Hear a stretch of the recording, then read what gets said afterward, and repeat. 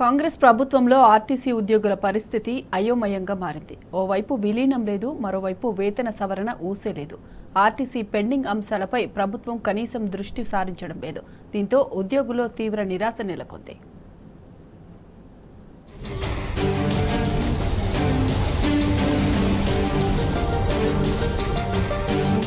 RTC ఉద్యోగుల విలీనంపై స్పష్టత కరువైంది. బకాయి ఉన్న 2 వేతన సవరణల జాడలేదు. ఆర్టీసీకి సంబంధించిన కీలక అంశాలకు ఇటీవల ప్రవేశపెట్టిన బడ్జెట్లో చోటు దక్కకపోవడం చర్చనీయాంశమైంది. బడ్జెట్లో శుభవార్త అందుతుందని ఎదురుచూసిన ఆర్టీసీ ఉద్యోగులకు నిరాశే మిగిలింది. బడ్జెట్ ప్రవేశపెట్టిన వెంటనే నెక్లెస్ రోడ్ సమీపంలో 100 ఆర్టీసీ కొత్త బస్సులను స్వయంగా ప్రారంభించేందుకు సీఎం రేవంత్ రెడ్డి వచ్చారు. దీంతో ఆ కార్యక్రమంపై ఆర్టీసీ ఉద్యోగులు ఆశలు పెట్టుకున్నారు. కానీ అక్కడ కేవలం 2013 వేతన సవరణకు సంబంధించిన బకాయి ఉన్న బాండ్ల మొత్తం విడుదల ప్రకటన మాత్రమే చేశారు. దీంతో కొత్త ప్రభుత్వం ఏర్పడి 2 నెలలు దాటినా ఆర్టీసీ పెండింగ్ అంశాలపై కాంగ్రెస్ ప్రభుత్వ వైఖరి అర్థం కాక ఉద్యోగులు అయోమయంలో పడ్డారు.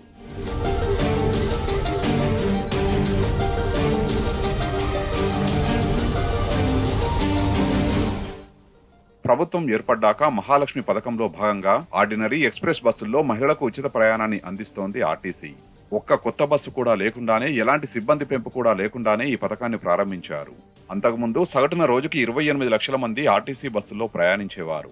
ఈ పథకం మొదలయ్యాక అది 45 లక్షలకు చేరింది. కొన్ని ప్రత్యేక బస్సుల్లో ఆ సంఖ్య 52 లక్షలకు చేరినట్లు అధికారులు చెబుతున్నారు.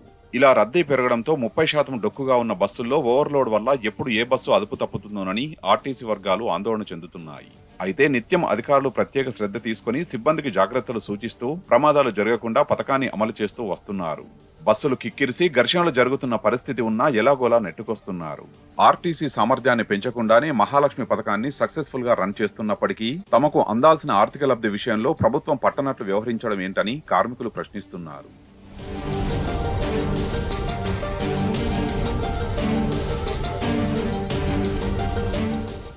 బీఆర్ఎస్ ప్రభుత్వం ఆర్టీసీ ఉద్యోగుల్ని ప్రభుత్వంలో విలీనం చేస్తూ ఉత్తర్వులు జారీ చేసింది. విధి విధానాలు ఖరారయ్యేలోపే ఎన్నికల కోడ్ వచ్చింది. కాంగ్రెస్ అధికారంలోకి రావడంతో వెంటనే ఆ ప్రక్రియ కొనసాగుతుందని ఆర్టీసీ ఉద్యోగులు ఆశించారు. కానీ 2 నెలలైనా దాని జాడలేదు. ఆ ప్రక్రియ ఊసు లేకుండానే కాంగ్రెస్ బడ్జెట్ ప్రవేశపెట్టింది. 2017, 2021 సంవత్సరాలకు సంబంధించిన వేతన సవరణలు పెండింగ్ లో ఉన్నాయి.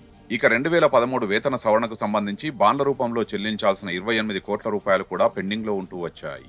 ఇవి కాకుండా ఆర్టీసీ సహకార పరపతి సంఘానికి సంబంధించిన దాదాపు 1100 కోట్లు, పీఎఫ్ కు సంబంధించిన 1400 కోట్ల బకాయిలు పేరుకుపోయాయి. వీటన్నింటినీ పెండింగ్ లో ఉంచి కేవలం తక్కువ మొత్తం ఉన్న బాండ్ల నిధుల్ని మాత్రమే విడుదల చేస్తున్నట్లు కాంగ్రెస్ ప్రభుత్వం ప్రకటించింది.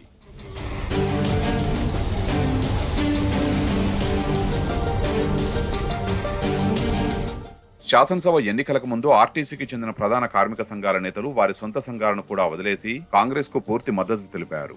బడ్జెట్ ముందు వరకు కాంగ్రెస్ తీరును ప్రశంసిస్తూ పోస్టులు వైరల్ చేశారు. కానీ బడ్జెట్ తర్వాత ఒక్కసారిగా వారిపై కార్మికుల నుంచి ఒత్తిడి పెరిగింది. దాంతో తాజాగా కార్మిక నేతలు ప్రభుత్వ తీరును తప్పుబడుతూ ప్రకటనలు చేస్తున్నారు. ప్రభుత్వం తీరు కంటితుడుపు చర్యగా కూడా లేదని, కార్మికుల ఓపిక నశించకముందే దిద్దుబాటు చర్యలు చేపట్టాలని ఆర్టీసీ సంఘం నేతలు హెచ్చరిస్తున్నారు. అటు కాంగ్రెస్ ప్రభుత్వం కూడా ఆర్టీసీ కార్మికులను వారి సమస్యల్ని లైట్ తీసుకుంటున్నట్లుగా వ్యవహరిస్తోంది.